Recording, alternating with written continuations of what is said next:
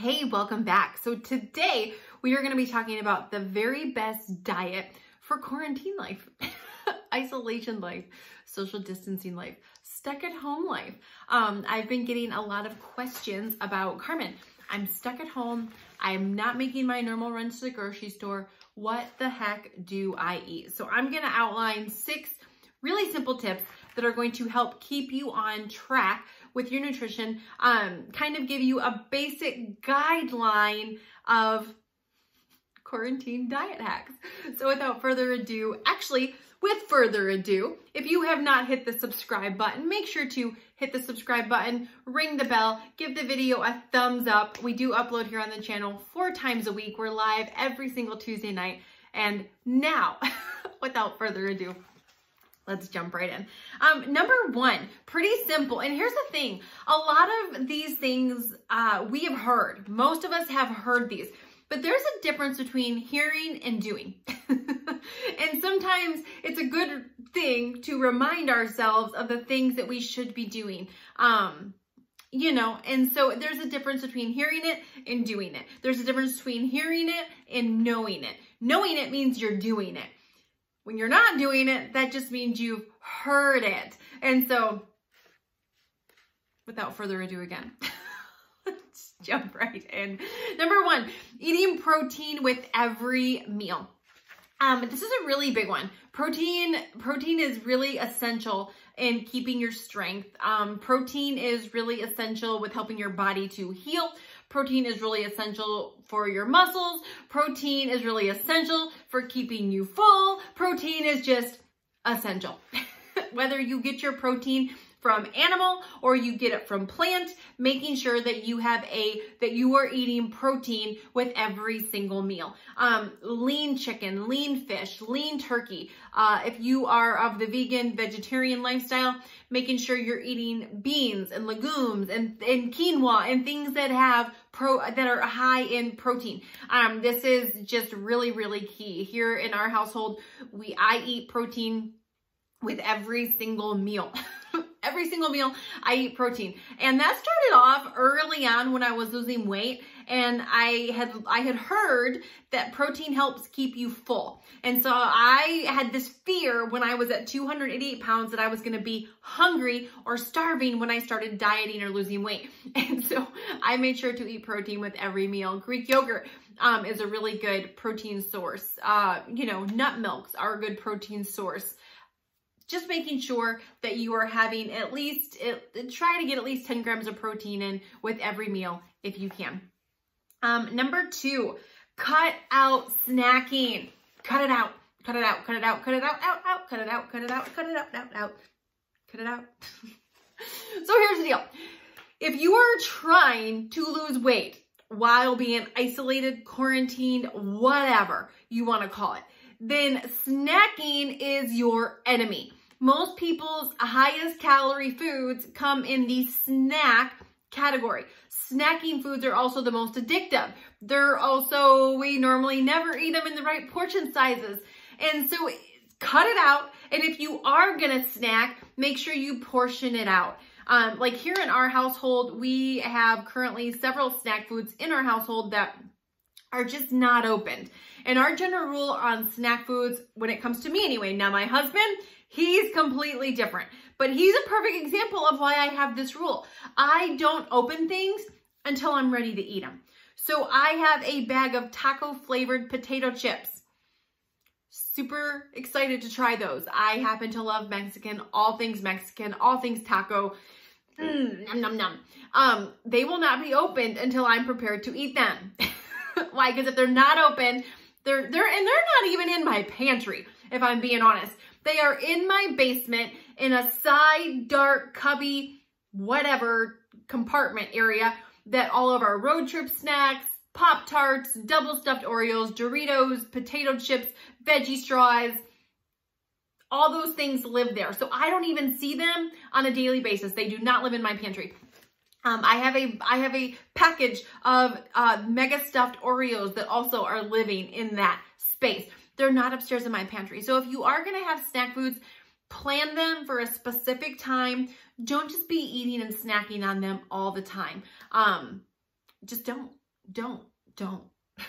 Unless you're on the, I don't care how much weight I gain plan. If you're on that plan, then have fun. I've been on that plan before. It was fun. It didn't lead me to a very good place, but I've certainly been on that plan. It's way more fun gaining weight than it is losing weight, as far as like eating. But the result of how you feel, how you look is way more fun than the result of eating whatever the heck you want.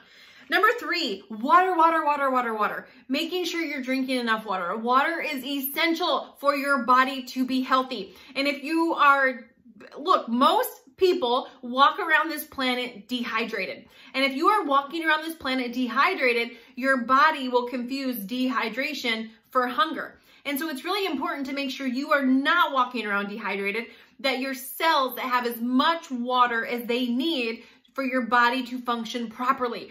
That your body has enough water that your metabolism can fire on all cylinders. And enough water. Now let me just classify water. Water means water. Water is not coffee. I know some of my clients that I work with, they're like, but Carmen, what about coffee? Like coffee is made of water. No. Water. Not water with all kinds of flavoring in it. Water. Not water with your shake. Water. Just plain old, go to the tap, go to the fridge, go to your bottle and drink the water. So you should be drinking half of your body weight in ounces of water per day. So for easy calculations, if you weigh 200 pounds, you should be drinking 100 fluid ounces of water at a minimum every single day. And you know, when I start working with clients, one of the first things I find out is most people, 98% of people don't drink near the right amount of water every single day. They just don't. And so many times they mistake dehydration for hunger. And so when you're drinking the right amount of water, you will just find you're hungry less often and you have less cravings just by drinking the proper amount of water. If you are irregular when it comes to going number 2, water, fiber as well, but water will definitely help that out. If you're having problems sleeping, water. If you have skin issues, a lot of that sometimes can be water. Water can fix a lot of health issues if you have a slow metabolism. Water can help fix that. There's a lot of issues that water can help. Look, if you're peeing and it looks like a light colored lemonade, you're good. If you're going pee and it looks like apple cider, holy crap, drink some more water. Water is your friend. Number 4, eat 4 servings of veggies every single day. And that's going to be 4 cups. 4 cups of veggies at a minimum every single day. And again, when I start working with clients, I'm like, are you eating all your veggies? They're like, oh yeah, of course I am. I got the veggies dialed. And then we go in and we start actually looking at how many vegetables they're eating in a day. And in most cases, it is nowhere near 4 servings, 4 cups of vegetables every single day. And so make sure you're eating 4 cups of vegetables every single day. Like my husband, I have no problem hitting this every single day. Like none. And my husband does. He's not a big fan of veggies. And so for him, we both drink a superfood shake every single day. It's got 70 different superfoods, antioxidants, prebiotics, probiotics, all that healthy stuff in the shake. A huge serving of our vegetables. But I will actually have like a green powder and 1 tiny little scoop. I put it in his shake every day, and that is a serving of his veggies. So he just gets it. So if you know that, look, Carmen, I don't like veggies and I'm not going to suck it up and eat them, then at least have some kind of vegetable substitute that you can put inside of something. I mean, you can hide it in a lot of different things. You can put it in I shouldn't say that, because you know, if you're eating a brownie with vegetables, that kind of defeats the purpose of the vegetables, because anyway, eat your veggies. Number 5, for quarantine diet life, making sure that you are tracking your food. So many times I used to be that morbidly obese person, topping the scale at 288 pounds that was like, yep, I eat pretty healthy. I just must have a bad metabolism. I must have a problem with my thyroid. I must have bad genetics. That's why I'm overweight. I did not believe that it was because of all the junk I was putting inside of my pie hole that would be the reason why I was overweight. And it was the number one reason why I was overweight. And when I started tracking what I put in my mouth, I remember thinking, that's why I'm morbidly obese, because I eat all these calories. And there is a free app that I used my entire journey of losing weight. It's called MyFitnessPal. You can download it right in your app store. It is free and it tracks all your calories. Even most restaurants have their food in there. It actually will keep track of your macros if you're into tracking your macros. Macros are your macronutrients, so proteins, fat, carbohydrates. It'll track that if you're into that kind of thing. You don't have to be to lose weight, just FYI. Anyway, so make sure you're tracking what you're eating, every single thing you put in your mouth. And that includes cooking spray, oil, butter. Butter counts. I just had a client a couple days ago. They were like, Carmen, if I'm cooking with butter, does that count? I'm like, yes, butter is not a free food. Wouldn't it be great if it was? But making sure you're tracking every single thing. And then tip number 6 for quarantine diet life, losing weight life while in quarantine, is planning your daily, planning what you're going to eat in the day before you get to the day. So like if it is Monday, then sometime Monday or Tuesday morning before you start eating, entering in your food, planning what you're going to eat for the day. That is just going to be a really great way to plan and to set yourself up for success. What I used to do is I would go throughout the day. There's 2 different ways that I've done this. The way that worked was the way I just told you. That was the way that helped me lose weight. The way that I did the work and got no, because here's the thing, if you're going to enter your food and you're going to take the time to track it, don't you want to get a result of losing weight? Like there's nothing more frustrating than doing extra work to not get a result. And so the second way that I've done it is I've kind of entered my food as I went. Or I played catch up at the end of the night. Like I was like, okay, where's that app? Let me enter everything I ate. And it never fails when I enter as I go and I'm eating according to how I'm feeling and how many calories I think I have left. Or when I try to make good decisions at the end of the day, I go put them all in. I mess up 99% of the time. I might get lucky 1 out of 100 days and get it right. But the other 99, I'm effing it up. And if I'm trying to lose weight, look, if you don't care, it's okay to F it up all day long. But if you're trying to lose weight, you don't want to be effing it up. You want to lose weight. And you have to be in a calorie deficit in order to do that.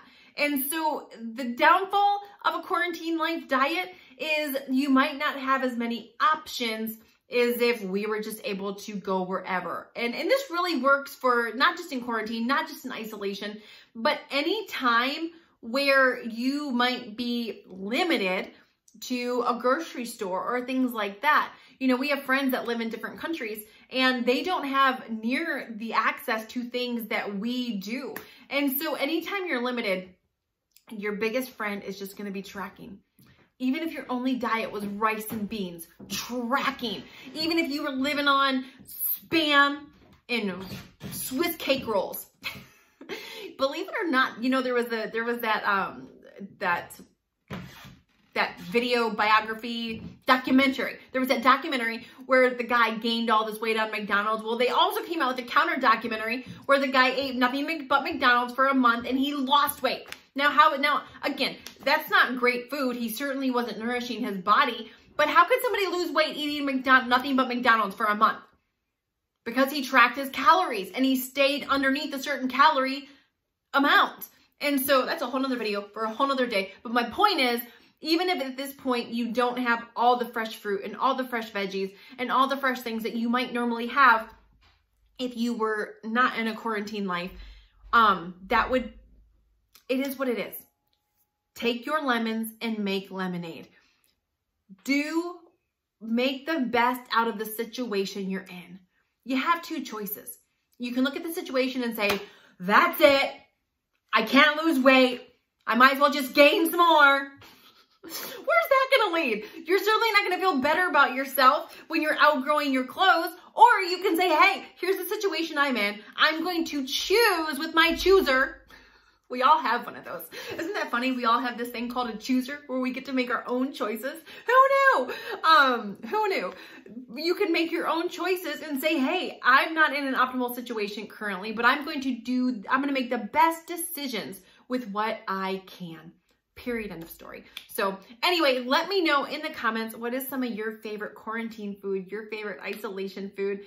We do have a video that is all about, that's going to be talking about immune boosters. So how to boost your immunity during times where there's sickness going around, whether it's the flu or anything else that seems to be flying around in the air that we don't want to catch. So anyway, thank you so much for watching. Hit the subscribe button, give the video a thumbs up, and make sure to ring the bell so you don't miss any of our tips. Have a good day. I'll talk to you guys later.